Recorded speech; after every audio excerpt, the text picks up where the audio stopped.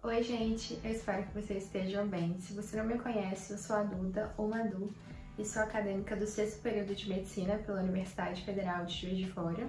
O meu objetivo nesse vídeo é passar para vocês, com mais detalhes, a minha rotina de estudos no ano que me levou à aprovação, no caso 2019. Claro que não tem como anular toda a minha preparação prévia a 2019. Eu acho que conhecimento é uma bagagem que se constrói com o tempo e todos os meus anos como estudante de alguma forma influenciaram nessa aprovação. Mas eu também acho que na minha rotina de 2019 eu desenvolvi alguns hábitos e apliquei algumas estratégias que foram importantes para minha aprovação e talvez seja exatamente o que está faltando na sua rotina. E eu espero que o vídeo ajude e que vocês gostem. Se você assistiu ao vídeo sobre a minha trajetória, inclusive se você não assistiu, eu recomendo que você assista.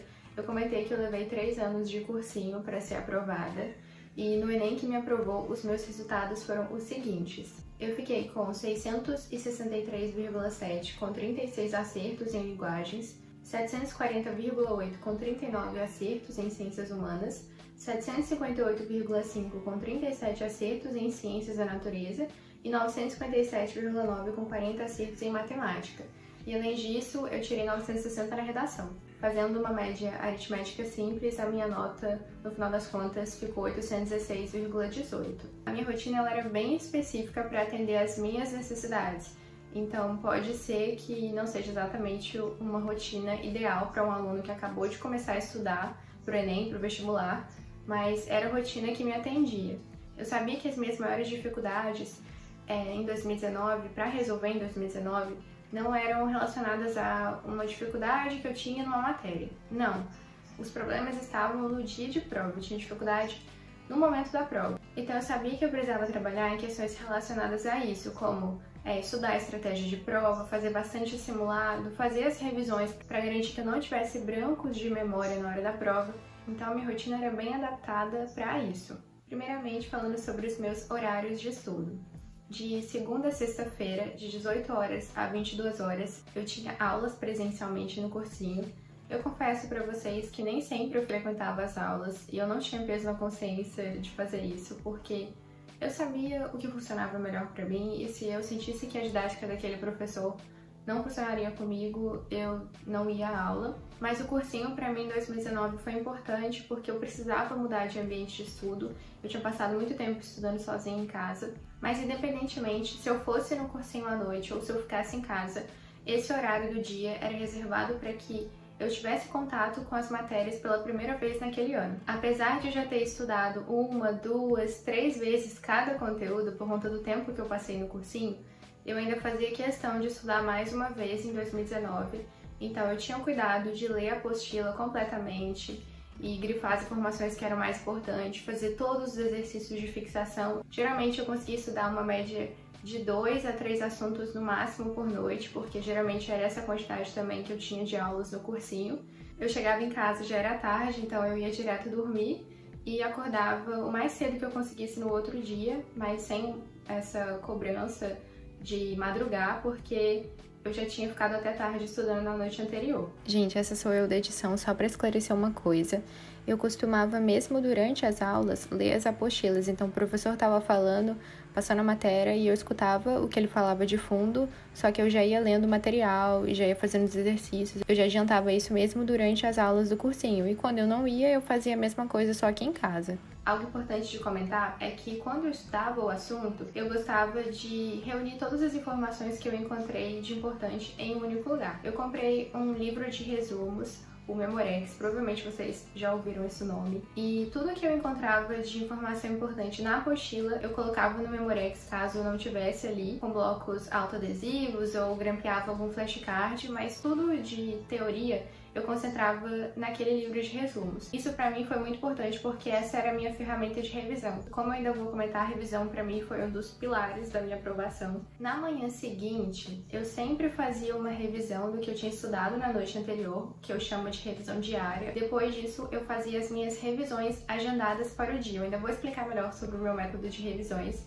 mas basicamente as revisões tomavam quase que todo o meu período da manhã. No turno da tarde, o meu estudo variava. Tinha dias da semana que eu parava para escrever uma redação. Geralmente eu só escrevia uma redação por semana mesmo. Para mim já era suficiente porque a minha nota tinha estabilizado em 960. Eu tinha tirado alguns meus nas redações que eu tinha enviado no cursinho. Eu não senti necessidade de gastar mais tempo com a redação, mas a redação é um dos pilares de qualquer aprovação e você só deve fazer isso se você realmente tiver segurança na sua escrita, porque faz muita diferença uma nota alta na redação, gente. Outros dias à tarde eu preferia resolver provas antigas. Eu resolvi de novo todas as provas antigas do Enem que eu consegui e eu fazia uma boa correção dessas provas, analisando os meus erros, os meus acertos, aqueles acertos duvidosos que eu não tive muita certeza na hora que eu estava resolvendo a questão. Conforme o meu desempenho nessa prova, eu também pensava em agendar revisões, então tive dificuldade em me lembrar numa questão que abordava fenômenos ondulatórios. Eu aproveitava e revisava fenômenos ondulatórios, agendava alguma revisão desse assunto em algum momento da minha semana, e geralmente era também no turno da tarde. Além das provas antigas do Enem, eu também gostava de resolver provas vestibulares tradicionais. Eu fazia isso porque eu queria me desafiar um pouco mais e porque as questões do Enem já estavam um pouco batidas pra mim. Era meu terceiro ano de cursinho, então realmente eu já tinha muito contato com a prova do Enem,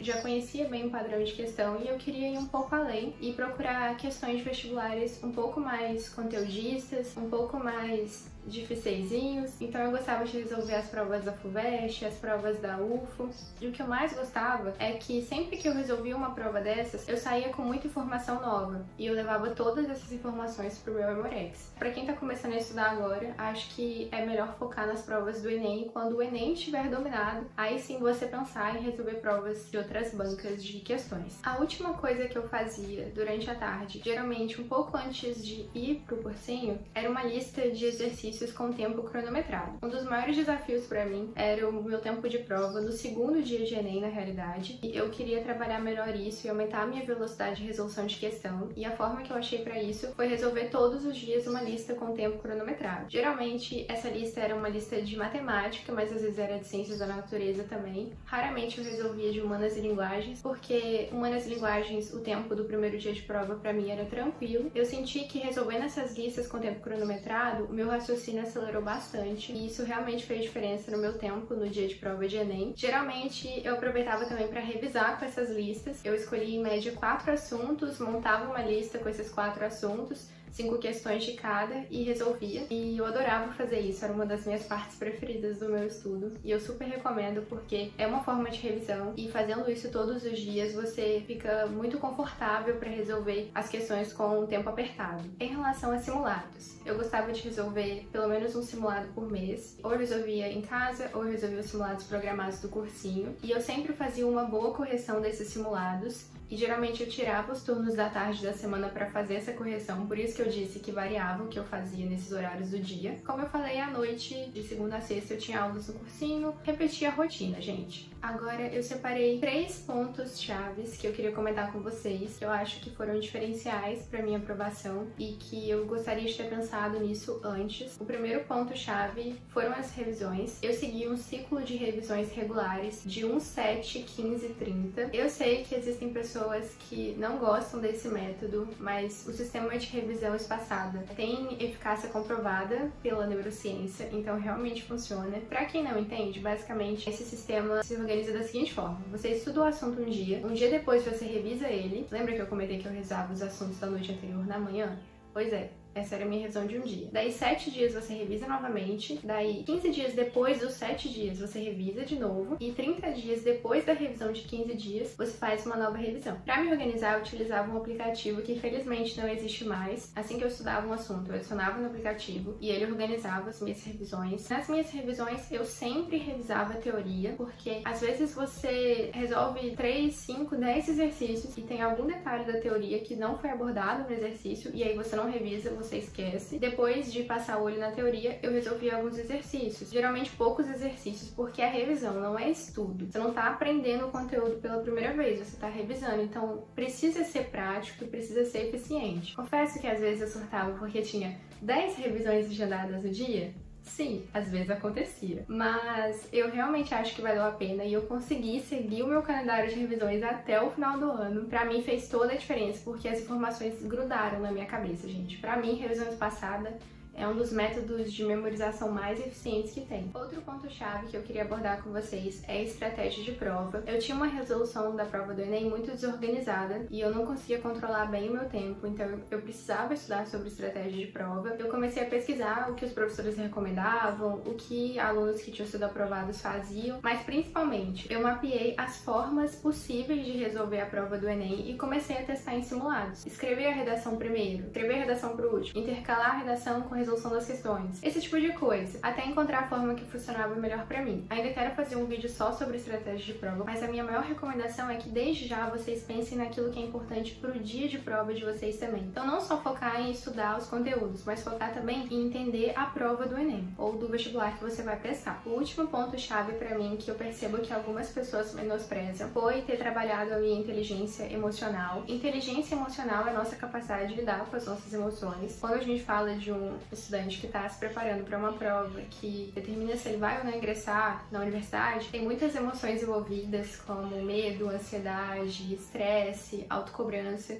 E é importante a gente saber trabalhar isso. Pra mim, o que foi mais importante na minha inteligência emocional foi ter tornado mais sólido o meu relacionamento com Deus e ter entregado nas mãos dele todas as minhas preocupações. Mas existem diversas formas de você trabalhar isso, além da fé, como fazer uma terapia. Em 2019, eu fazia aulas de violino, fazia aulas de pilates. Então, eu sabia que era necessário ter esse equilíbrio e realmente é necessário. Parece que é bobeira falar isso, gente, mas coisas como cuidar da própria saúde, higiene do sono, alimentação adequada são muito importantes para o funcionamento do seu cérebro. Não menospreze isso, sério, eu queria deixar essa mensagem aqui porque eu realmente acho que é muito importante. Essa era a minha rotina de estudos no ano da minha aprovação. Antes de finalizar o vídeo, eu queria lembrar vocês que vocês são pessoas únicas, com trajetórias únicas. Cada um foi exposto a desafios diferentes, então não dá para você querer ter resultados iguais de pessoas que não são iguais a você. Por mais difícil que possa ser, evite se comparar e foque na sua própria trajetória. Acredite, isso faz toda a diferença. Entender o seu processo, abraçar o seu processo e continuar nele dando tudo de si, tudo isso faz muita diferença. Eu realmente espero que vocês tenham gostado desse vídeo. Ainda tem muito mais pra falar sobre estudos e eu espero que vocês continuem acompanhando. Um beijo